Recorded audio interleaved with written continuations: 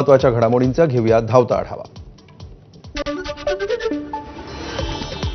ऑगस्टपर्यंत पावसानं नुकसान झालेल्या 31 लाख शेतकऱ्यांना आर्थिक मदतीचा GR काढलाय। पुढच्या 8 दिवसांमध्ये 2215 कोटी रुपये शेतकऱ्यांच्या खात्यात जमा होतील, मुख्यमंत्री देवेंद्र फडणवीस यांची माहिती। सर्व मंत्र्यांनी अतिवृष्टीग्रस्त भागांची पाहणी करावी, मुख्यमंत्री देवेंद्र फडणवीसांचे मंत्रिमंडळाच्या बैठकीत सर्व मंत्र्यांना आदेश।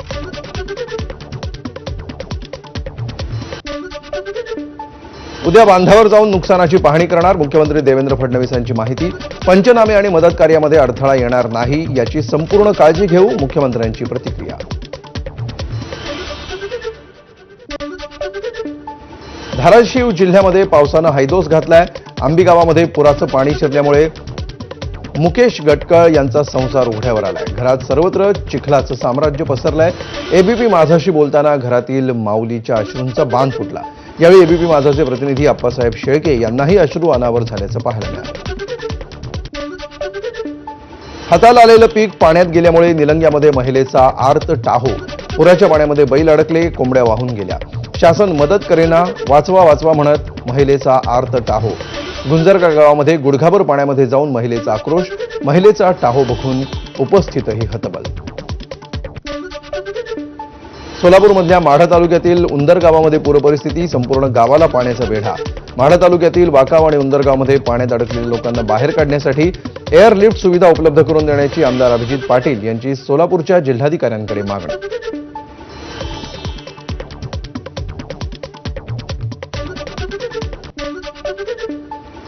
धाराशिवच्या भूम तालुक्यामध्ये शेतात कमरे एवढं पाणी, शेकडो एकर सोयाबीन शेती पाण्याखाली। दिवाळी तोंडावर आली असताना शेतकऱ्यांसमोर मात्र संकट। कमरे इतक्या पाण्यामध्ये जात एबीपी माझाच्या रिपोर्टर्सकडून परिस्थितीचा आढावा।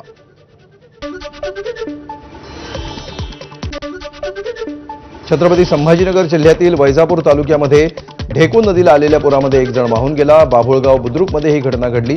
मोटरसायकलवरून जाताना नसतं धाडस करणं त्यांच्या जीवावर बेतलं।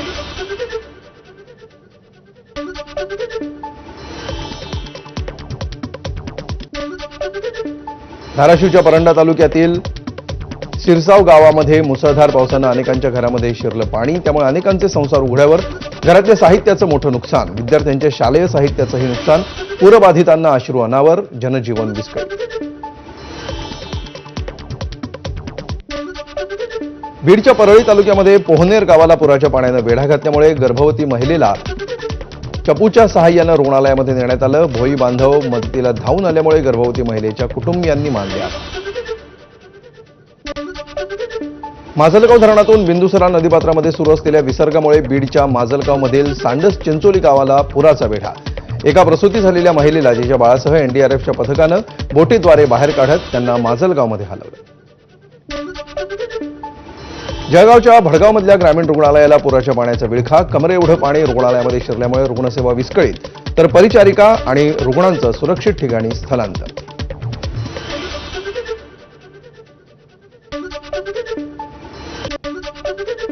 मराठवाड्यामध्ये कालच्या पावसामध्ये 8 जणांचा बळी, जवळपास 2000 गावांमध्ये अतिवृष्टी।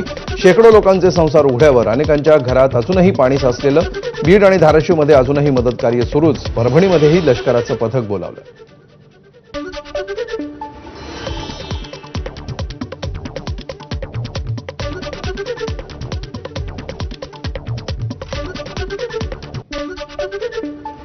धाराशिवच्या कळंब तालुक्यामध्ये पावसानं दैना। रत्नपूरच्या टेकाळे वस्तीतल्या घरांमध्ये रात्रीच्या मुसळधार पावसामुळे गुडघाभर पाणी। देवघर आणि स्वयंपाकघरामध्ये पाणीच पाणी।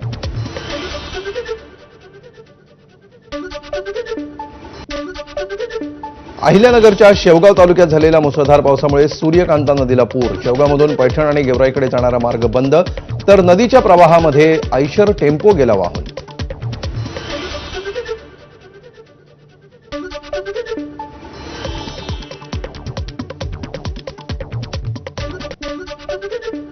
शिवसेनेचे माजी संपर्क प्रमुख शिवाजी सावंत यांच्या वाकाव येथील घराचा एक मजला पाण्यात बुडाला। बोटीच्या सहाय्यानं त्यांना रेस्क्यू करण्यात आलं। या गावामध्ये अनेक जण अशाच प्रकारे घरांमध्ये अडकल्याची माहिती आहे।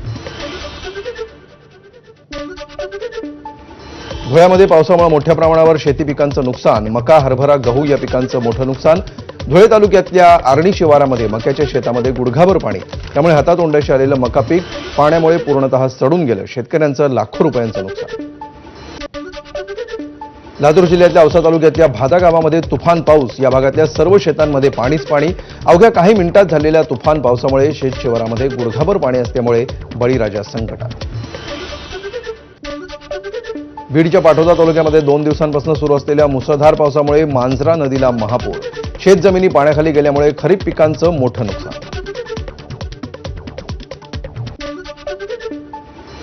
परभणी 22 मंडळांमध्ये काल अतिवृष्टी. गोदावरी, पूर्णा, दुधना या 3ही नद्यांना पूर. येलदरी धरणातून मोठ्या प्रमाणावर पाण्याचा विसर्ग. लोअर दुधना प्रकल्पातून पाण्याचा विसर्ग. गोदाकाठची अनेक गावं पुराच्या पाण्यानं वेढल्याची ही ड्रोन दृश्य. हिंगोली जिल्ह्यात झालेल्या मुसळधार पावसामुळे वसमत तालुक्यातील आसना नदीला महापूर. आसेगाव, रुंज, गुंज, कनेरगाव आणि टाकळगाव या गावांना पुराचा वेढा. तर शेतामध्ये पुराचं पाणी शिरल्यामुळे शेकडो हेक्टर जमिनीवरच्या पिकांचं नुकसान. जालना जिल्ह्यातल्या बदनापूर आणि अंबड तालुक्यात झालेल्या मुसळधार पावसामुळे सुखना नदीला पूर. पिकांचं देखील मोठं नुकसान. सोयाबीन आणि कपाशीचं पीक पाण्यात बुडाल्याचं दृश्य. सोलापूर जिल्ह्यातील सीना नदीचं रौद्र रूप ड्रोन कॅमेऱ्यात कैद. गेल्या 70 वर्षांच्या काळामध्ये प्रथमच सीना नदीला एवढं पाणी असल्याची ग्रामस्थांची माहिती. तर नदीच्या पाणी पातळीत वाढ झाल्यामुळे आसपासची शेकडो हेक्टर शेती पाण्याखाली. 20 सप्टेंबरपर्यंत मराठवाड्यामध्ये तब्बल 22 लाख हेक्टरवरील पिकांचं नुकसान. गेल्या 2 दिवसांच्या संततधार पावसामुळे आता हा आकडा 25 लाख हेक्टरच्या पुढे जाण्याची शक्यता. नाशिक जिल्ह्यातील सटाण्याच्या पश्चिम पट्ट्यामध्ये जोरदार पाऊस. खोऱ्याला वरदान ठरलेले हरणबारी धरण पुन्हा ओव्हरफ्लो. धरणाच्या सांडव्यावरून पाणी ओसंडून वाहत असल्यामुळे मोसम नदी दुथडी भरून वाहू लागली. धाराशिव जिल्ह्यामध्ये झालेल्या मुसळधार पावसामुळे कळंब तालुक्यातील मांजरा नदीला पूर. शेतात पाणी शिरल्यामुळे पिकांचं मोठं नुकसान. तर मांजरा नदीच्या पुराचे ड्रोन कॅमेऱ्यातनं टिपलेली काही दृश्य.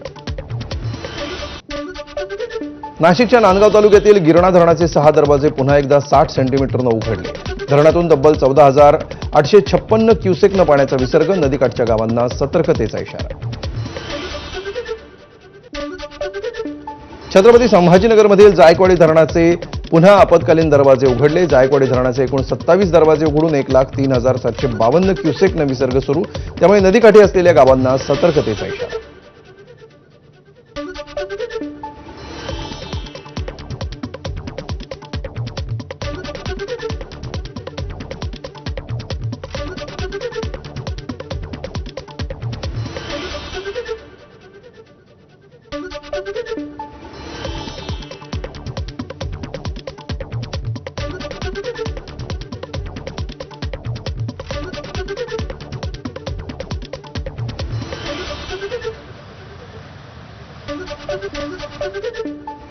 बीड शहराला पाणीपुरवठा करणारं बिंदुसरा धरण सलग 5व्यांदा ओव्हरफ्लो. त्यामुळे बीड शहराचा पुढील काही महिन्यांचा पाणी प्रश्न मार्गी लागला. तर बिंदुसरा धरणाची टिपलेली काही विहंगम ड्रोन दृश्य.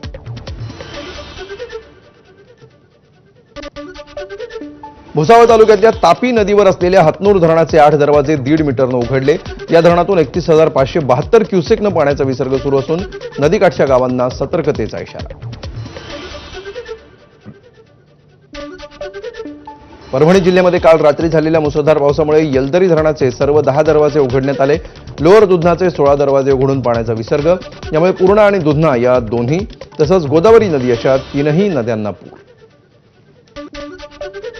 लातूर जिल्ह्यातील उजनी गावामध्ये तेरणा नदीला पूर. गावातील ग्रामपंचायत, शाळा आणि अनेकांच्या घरामध्ये पाणी शिरल्यामुळे नागरिकांचं मोठं नुकसान. प्रशासनानं तातडीनं मदत देण्याची ग्रामस्थांची मागणी.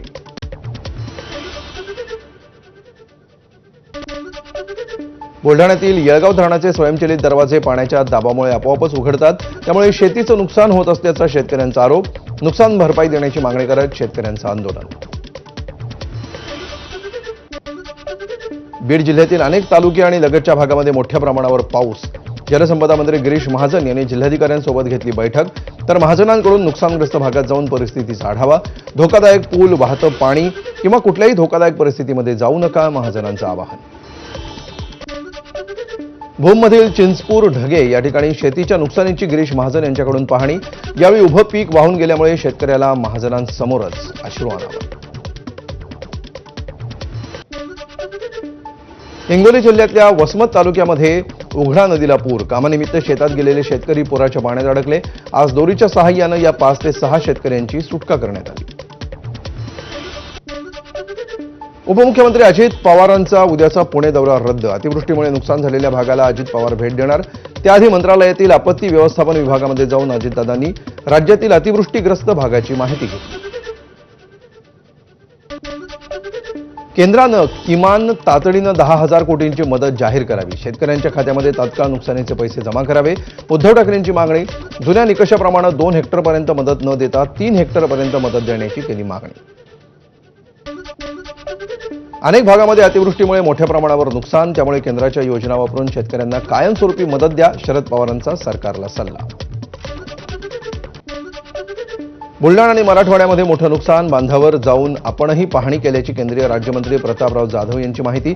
तर राज्यानं प्रस्ताव पाठवला तर केंद्राकडून मदत मिळेल. केंद्रीय राज्यमंत्री प्रतापराव जाधव यांची प्रतिक्रिया. बीडच्या पूरस्थिती संदर्भात मुख्यमंत्र्यांसोबत चर्चा करणार. मंत्री पंकजा मुंडेंची प्रतिक्रिया.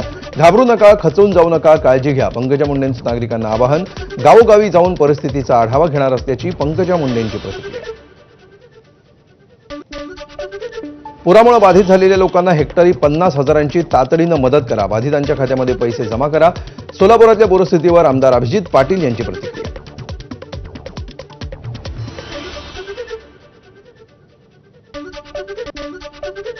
भाजप आमदार सुरेश धस यांच्याकडून पाटोदा तालुक्यातील नुकसानग्रस्त भागांची पाहणी. तर नुकसानग्रस्तांना 5,000 रुपयांची मदत देत असल्याची धस यांची माहिती.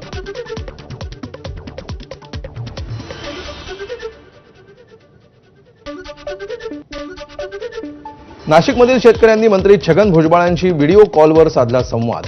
पावसामुळे झालेल्या नुकसानीची भुजबळांनी घेतली माहिती. जिल्हाधिकाऱ्यांना भुजबळांकडून नुकसानीचे त्वरित पंचनामे करण्याचे आदेश. धाराशिव जिल्ह्यामध्ये भूम आणि परंडा तालुक्यामध्ये मुसळधार पावसामुळे पूरपरिस्थिती. सकाळपासून रेस्क्यू ऑपरेशनवर उपमुख्यमंत्री अजित पवार लक्ष ठेवून. भूम परंडा विधानसभा मतदारसंघाचे माजी आमदार राहुल मोटेंना फोन करून घेतली रेस्क्यू ऑपरेशनची माहिती. धाराशिवच्या परंडा तालुक्यातील वडनेर गावामध्ये पूरस्थिती अजूनही कायम. खासदार ओमराजे निंबाळकरांनी एनडीआरएफ टीमच्या मदतीनं स्वतः पाण्यात उतरत घरात अडकलेल्या कुटुंबाची पुराच्या पाण्यातून केली सुटका. राज्यात नुकसान भरपाईसाठी 3 हेक्टरची मर्यादा 2 हेक्टरवर. त्यामुळे 3 ते 5 हेक्टर शेती असलेल्या शेतकऱ्यांना मोठा फटका बसणार. एबीपी माझाच्या 0 आवर कार्यक्रमामध्ये खासदार ओमराजे निंबाळकरांनी उपस्थित केला सवाल. ठाकरेंच्या शिवसेनेचे खासदार ओमराजे निंबाळकरांनी केलेल्या मदतीचं मनसेचे नेते बाळा नांदगावकरांकडून कौतुक. सध्याच्या गलिच्छ राजकारणातील कोहिनूर हिरा असं म्हणत नांदगावकरांनी ओमराजेंवर केला कौतुकाचा वर्षाव. धाराशिवच्या भूममध्ये शेतात कमरे इतकं पाणी. शेकडो एकर सोयाबीन शेती पाण्याखाली गेली. शेतकऱ्यांचं स्वप्न आणि पिकं दोन्ही गेली वाहून. मराठवाड्यातील धाराशिव, बीड आणि जालन्यामध्ये पावसाचं थैमान. ज्या मराठवाड्याला दुष्काळात रेल्वेनं पाणी पोचवावं लागत होतं तिथे आता हेलिकॉप्टरमधून लोकांचं रेस्क्यू करण्याची वेळ. आसमानी संकटानं शेतकऱ्यांच्या डोळ्यांना धारा. सोलापूरच्या माढा तालुक्यातील सीना नदीला महापूर. दारफळ, राहुलनगर, केवळ, उंदरगाव, वाकाव, म्हैसगाव, कुंभेज आणि कव्हे ही गावं पाण्याखाली. 25 ते 30 गावांचा संपर्क तुटला. एनडीआरएफच्या मदतीनं नागरिकांचं सुरक्षित ठिकाणी स्थलांतर. धाराशिवच्या भूम, परांडा आणि कळंब परिसरामध्ये मुसळधार पावसाची हजेरी. अंबी गावाला चहूबाजूंनी पाण्याचं वेढा असल्यामुळे इतर गावांशी संपर्क तुटला. तर अनेक भागातील वीज पुरवठा खंडित. दुधना नदीच्या पुलावरून प्रचंड वेगानं पाणी वाहत असल्यामुळे धाराशिवच्या अंबी गावातून भूमकडे जाणाऱ्या मार्गांचा संपर्क तुटला. 100 वर्षापूर्वीचा पूल वाहून गेल्याची नागरिकांची माहिती. रस्त्यावर दगड मातीचा खच पडल्यामुळे वाहतूक बंद. जालन्याच्या परतूर तालुक्यातील गोळेगावमध्ये गोदावरी नदीच्या पुराचं पाणी शिरल्यामुळे जनजीवन विस्कळीत. गोदावरी नदीच्या पातळीत वाढ होत असल्यामुळे परतूर तहसीलदारांनी खबरदारी म्हणून ग्रामस्थांचं दुसऱ्या गावात केलं स्थलांतर.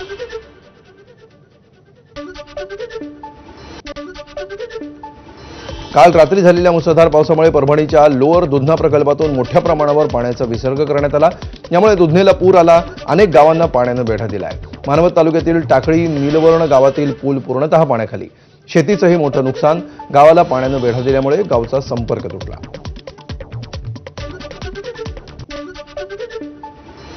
छत्रपती संभाजीनगर जिल्ह्यातल्या वैजापूर तालुक्यात झालेल्या मुसळधार पावसामुळे नदी नाल्यांना पूर तर शेतात पाणी शिरल्यामुळे पिकांचं मोठं नुकसान.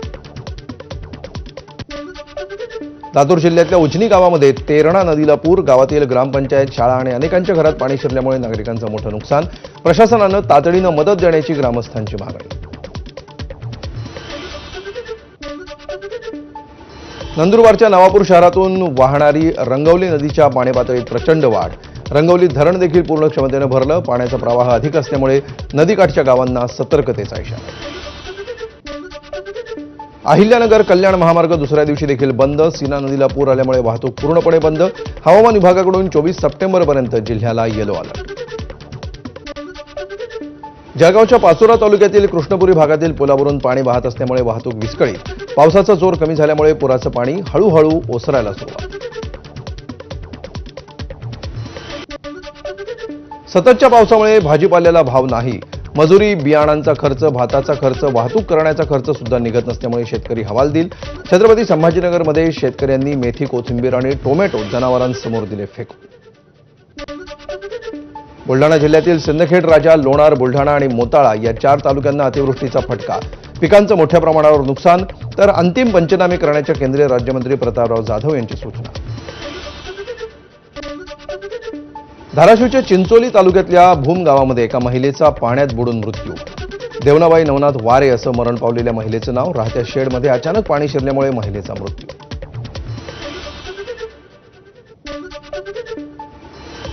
आणि यानंतर एक मोठी बातमी. राज्यातली पूरस्थिती बघता शिवसेनेनं आपला उद्या नागपूरमध्ये होणारा निर्धार मेळावा रद्द केलाय. सर्व मंत्र्यांना पूरग्रस्त भागाच्या दौऱ्यावर जाण्याचे आदेश एकनाथ शिंदे यांनी दिलेले आहेत.